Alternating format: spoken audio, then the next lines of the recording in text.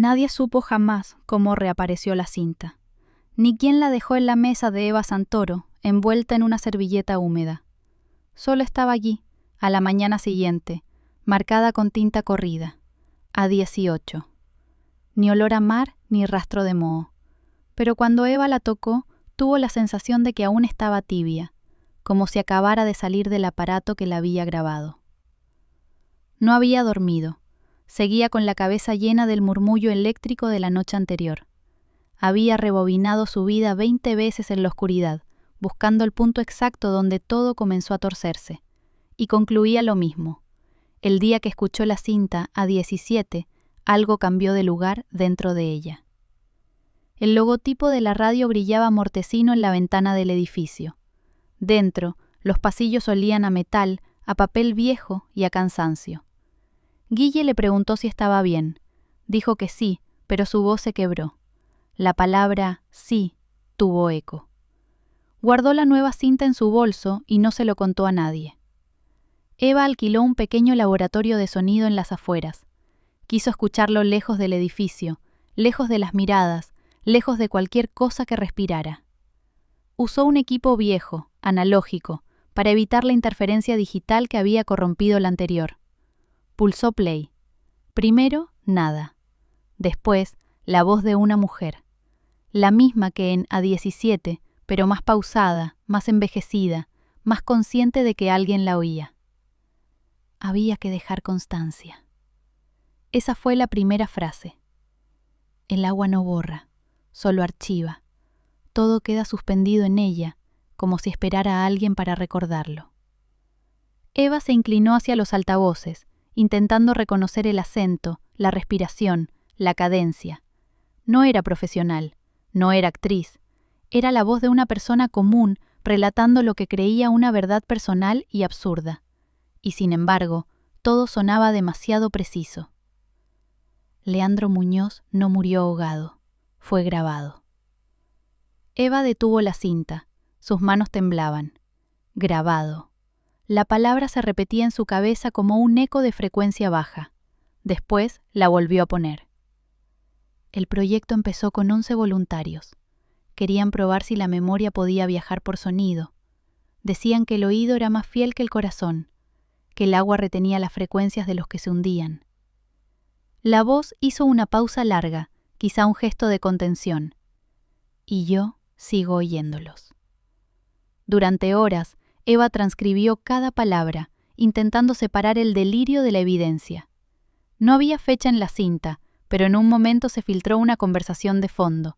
Un programa musical de 1999, la misma frecuencia que usaba Radio Marisma. El mismo periodo que registraba el expediente del desaparecido. Una frase, entre líneas, le heló la sangre. Eva, vos estuviste allí. Nada más. Ninguna aclaración, solo eso, dicha con una serenidad brutal, sin dramatismo, como si fuera un hecho comprobado. Eva anotó en el margen de la transcripción: ¿quién grabó mi nombre antes de que yo volviera? Esa semana volvió a Puerto Delirio. El pueblo la recibió con el mismo silencio mineral del mar en invierno. Las persianas cerradas, el aire cargado de sal, el eco de su infancia en cada baldosa. Nadie recordaba un Leandro Muñoz, pero algunos vecinos, al oír el apellido, se miraban entre sí antes de negar con la cabeza. Uno de ellos, un pescador viejo con los ojos color agua turbia, le susurró: «Eso, mejor no removerlo». Eva fingió no entender, pero le ofreció un cigarrillo. El hombre lo aceptó, encendió y dijo algo que no anotó en su grabadora. Las voces se metieron en el pozo y la cerraron ahí. No quiso decir más. Cuando ella preguntó cuál pozo, el hombre ya había caminado hacia el muelle. Esa noche se hospedó en una posada cerrada para el turismo. El silencio era palpable, como una manta pesada sobre el pecho. Sacó la cinta A18, la observó contra la luz tenue. El nombre estaba escrito con el mismo marcador, pero al reverso se distinguía otra palabra, casi borrada. Repetición. No se atrevió a escucharla otra vez, pero tampoco pudo dormir. Al amanecer soñó que estaba sumergida bajo el agua y que su respiración producía burbujas de sonido, pequeñas notas que formaban un nombre. Cuando despertó, se dio cuenta de que el grabador estaba encendido. Tenía una nueva pista grabada, una nota que afirmaba con su propia voz: encontré el pozo. No recordaba haberlo dicho. El pozo estaba a medio kilómetro de la antigua estación de radio, cubierto de maleza. No era profundo, pero el agua del fondo reflejaba el cielo con una quietud imposible. Eva arrojó una piedra. No produjo ningún sonido, solo una vibración leve, un temblor que sintió en los huesos. Dejó el grabador en el borde y presionó el botón rojo. Empezó a hablar para sí misma, como si documentara una expedición: la ubicación, la temperatura, el color del agua. Luego, sin pensarlo demasiado, dijo: Leandro Muñoz, si puedes oírme. Y ahí la cinta respondió, sin pausa, sin salto auditivo, solo una transición natural entre su voz y otra muy cercana, masculina, temblorosa. Estoy aquí. Eva se echó hacia atrás, casi cayó al suelo. Rebobinó. La frase desapareció. Dejó continuar la grabación hasta el final. Ruido de fondo, crujidos, su respiración. Nada más. Pero cuando analizó los niveles del audio, encontró un pulso subterráneo, una secuencia rítmica que se repetía cada 3 segundos, como un código. 3 largos, 2 cortos. SOS. La llamada universal de socorro. No lo contó a nadie. Tampoco devolvió las cintas al archivo. Durante las siguientes semanas, Eva se dedicó a investigar los supuestos 11 voluntarios del proyecto mencionado en A18. Encontró recortes de prensa de 1999. Un grupo de científicos locales experimentaba con transmisiones subacuáticas, patrocinados por la Universidad Provincial. El proyecto se suspendió tras un accidente marítimo. 11 nombres en la lista, 10 fallecidos, 1 desaparecido: Leandro Muñoz. La narradora, al observarla desde esa distancia íntima, percibe cómo la noción de causalidad empieza a resquebrajarse en Eva. Ya no busca una historia, busca su lugar en ella. Esa noche volvió a escuchar la cinta, pero algo nuevo emergió entre los pliegues del sonido. Una voz de niña, aguda, insistente. «Mamá, no apagues la radio». El tiempo se detuvo. Eva nunca había tenido hijos, sin embargo reconoció el tono, el timbre, la respiración entrecortada. Era suya, con otra edad. Había una Eva pequeña al otro lado del audio. La voz continuó. El mar me responde cuando hablo bajito. Eva se tapó los oídos. La grabación seguía corriendo aunque el equipo estaba desenchufado. La energía auditiva brotaba como una corriente viva, y desde algún punto de la cinta vieja volvió la voz original de la mujer. Cada vez que alguien rebobina, el agua recuerda. A la mañana siguiente, Eva se presentó en la hemeroteca del municipio, fingiendo trabajar en un reportaje sobre medios locales. Pidió acceso al archivo de Radio Marisma.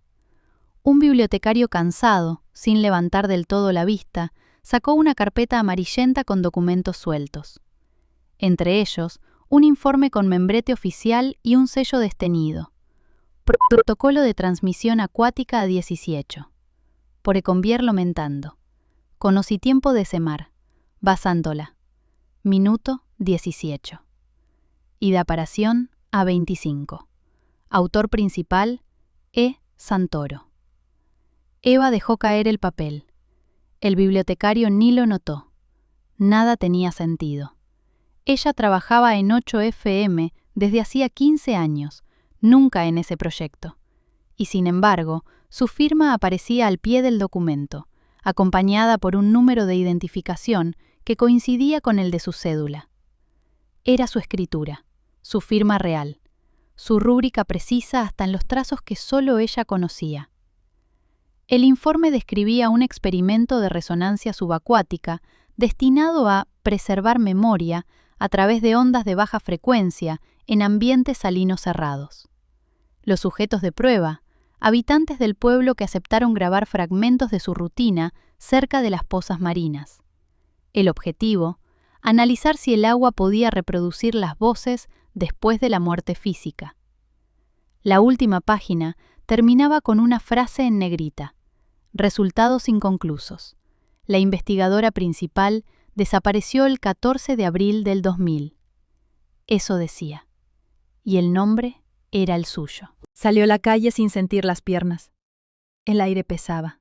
La gente hablaba, pero las palabras llegaban como ecos retrasados. Todo parecía grabado antes.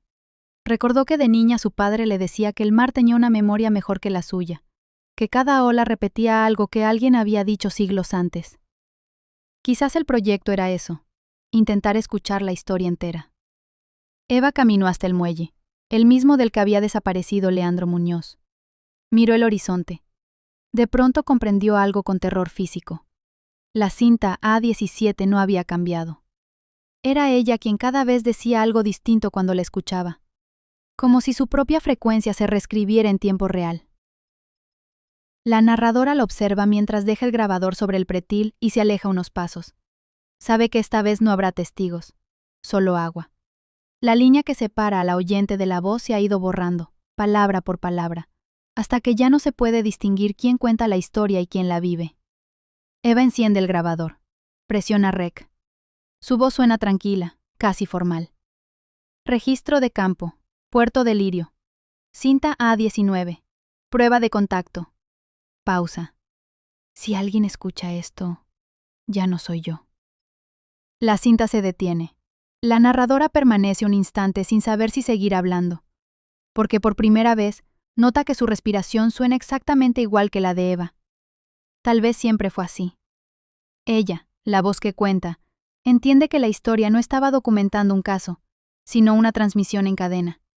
La memoria buscando un cuerpo para habitar. Y entonces una idea la atraviesa, nítida como un trueno bajo el mar. Eva no desapareció aquella noche. Eva fue grabada. Como Leandro. Como todos. El agua los archiva a todos. Solo espera a que alguien reproduzca la frecuencia adecuada para soltarlos. La narradora cierra el cuaderno imaginario de la historia, aunque sabe que no existe tal cuaderno. En el aire, aún se percibe un rumor de cinta que sigue corriendo. Un hilo continuo entre lo dicho y lo registrado. Y justo antes del silencio total, la narradora pronuncia una última frase, apenas un pensamiento. Nunca dejen la grabadora encendida frente al mar. Pausa. Porque a veces, el mar contesta. Continuará.